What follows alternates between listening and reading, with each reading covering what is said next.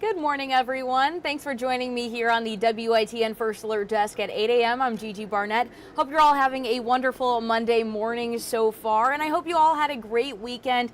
Jim and I were talking about how awesome the weekend was for the weather, for the Pirate game. ECU had an incredible game, so much fun to be in Dowdy-Ficklin on Saturday evening. It was a really great game. I had a lot of fun with my friends, and it was great to meet so many of you there as well.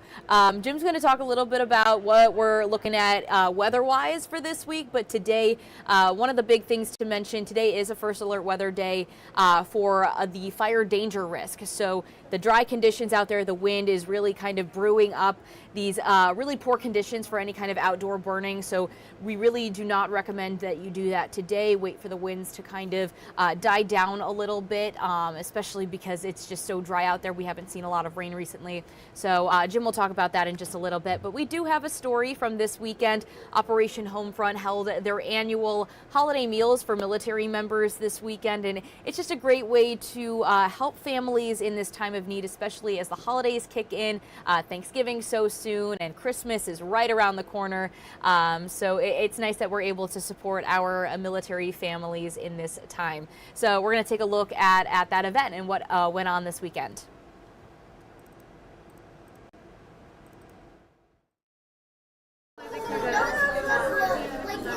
A much-needed dose of fun and support is what military families experienced at Operation Homefront's Holiday Meals for Military event on Saturday. I'm always so busy, like trying to be ready and ready to go at any time, that there's an organization like this that can really help out and help the family and have us ready for the holidays, you know what I mean? So my wife heard about it on Facebook, and so we signed up and came out, and this has been amazing.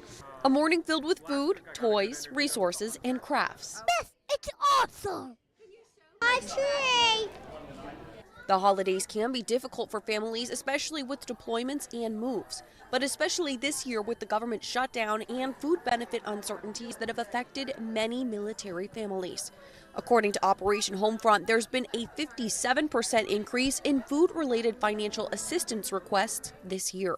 And programming manager Rachel Zana says they're trying to help where they can. And as mentioned before, we saw such an increase in like our registrations filling so fast. The need is very much there, especially here, one of the larger bases on the East Coast. And so yeah, we're providing grocery gift cards for them to be able to get those meals and food, some breakfast baskets and different things like that to alleviate some of that strain. And the families in attendance were grateful. Husband's prior service, so it's nice that we're still supported even though we're out of the military, because we still need that and we appreciate it.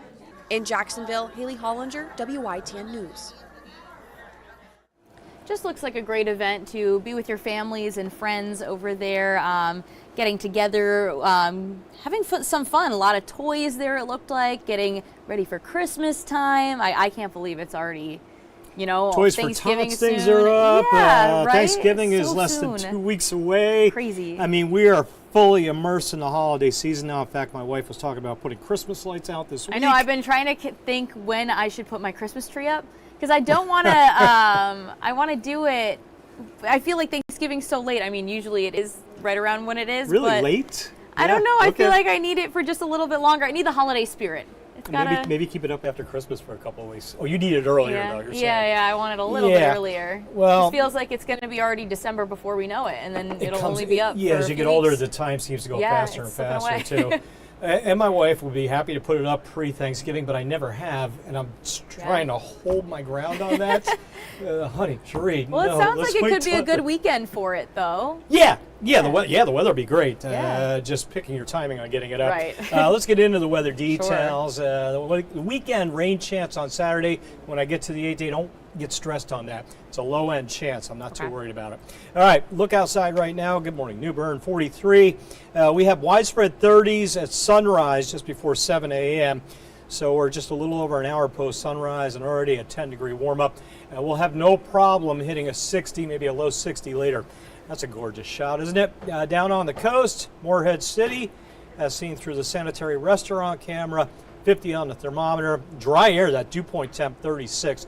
A lot of times you can look at the dew point temperature around noontime in the afternoon, and that's a good reflection of where the next morning's low temp will be. That 27-degree dew point, that'll probably come up to about 30 at midday, but I do think tomorrow morning we may have widespread frost. Dry air cools efficiently. All right, first alert weather day for the high fire risk that continues. This started yesterday, and we'll keep that chance, that high risk going today. And generally, this means don't burn outside. First and foremost, don't burn outside today unless you absolutely have to. And if you do have to, keep water nearby. Make sure there's nothing combustible around the area you're burning. Ideally, just wait until the winds come down. That'll be tomorrow. Today, gusty northwest winds continue. Thus, the fire risk continues to run on the high side through the day today. But really, tomorrow will be in a much better place for this. Winds will go under 10 tomorrow afternoon. All right, air temps about 60 later today. Chilly start, cool finish. 10 to 20 on the breeze. Satellite radar looks good, meaning there's nothing out there. And again, we'll stay quiet through the day. Really all week, there's not a lot going on. The Tuesday night rain chance about the only game in town. I'll show you that in a sec. Radar's quiet. 15 degrees colder than yesterday morning. Mid-40s. Talked about those 40s out the door right now. Hatteras, the high mark at 5.3. And that wind still under 10 right now, but it'll perk up a bit. We'll get you to that 60. I'm starting to think maybe I need to go a little bit higher on those temps this afternoon. Maybe a 62 or a 63, the way things are trending. Tomorrow the winds will turn to the south. There's today. Winds go quiet as the sun sets. The atmosphere decouples, we call it. The winds aloft that are translating to the surface, they decouple from the lower levels, and that wind shuts off. So later tonight, quiet. Tomorrow morning looks quiet. Afternoon, that breeze will couple back down to the surface. Not much though. 5 out of the south on that breeze. That wind will pick back up as we get in towards late week. I think Friday probably gusty winds come back. But it'll stay southerly through the end of the week, and that means that cold I've got plastered over us, its time is going to be short-lived. This morning it goes away. Cool afternoon. Now tomorrow morning it will be chilly again. I mentioned mid-30s to start the day.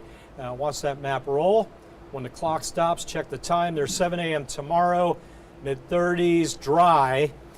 Generally sunny skies again. Most of the data says maybe clouds are near the northern state line, but generally sunny for most of us. Warm air is knocking at the door Tuesday. It'll get in here Wednesday, Thursday. Watch that. There's that chance of rain. That's late Tuesday night, Wednesday morning. Not much. A stray shower there. And then the good stuff really locks in Thursday, Friday. Saturday rain chance. That's that rain you see back to the west on the map. That low in that front as they head towards the coast. Trying to get some rain in here, but most of the models say not much. Let's hope that holds for Saturday. 60 today, first alert weather day. Be careful with anything combustible or flammable outside. Any of those ignition sources, be smart. And then tomorrow we'll bring the winds down, get you a 64 in here. Tomorrow night, rain chance 30% if that. That's gone Wednesday, Thursday, Friday with the 70s. Gigi, we may see 80 somebody on Friday. Okay.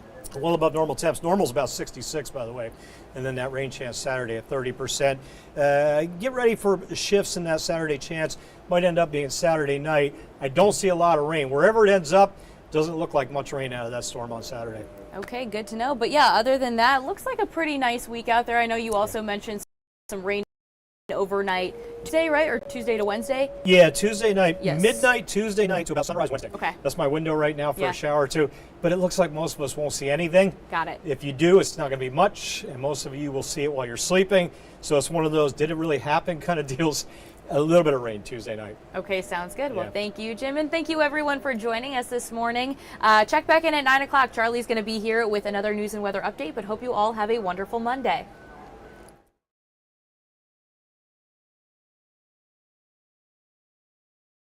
This hour of the WITN First Alert Desk is sponsored by Toyota of Goldsboro.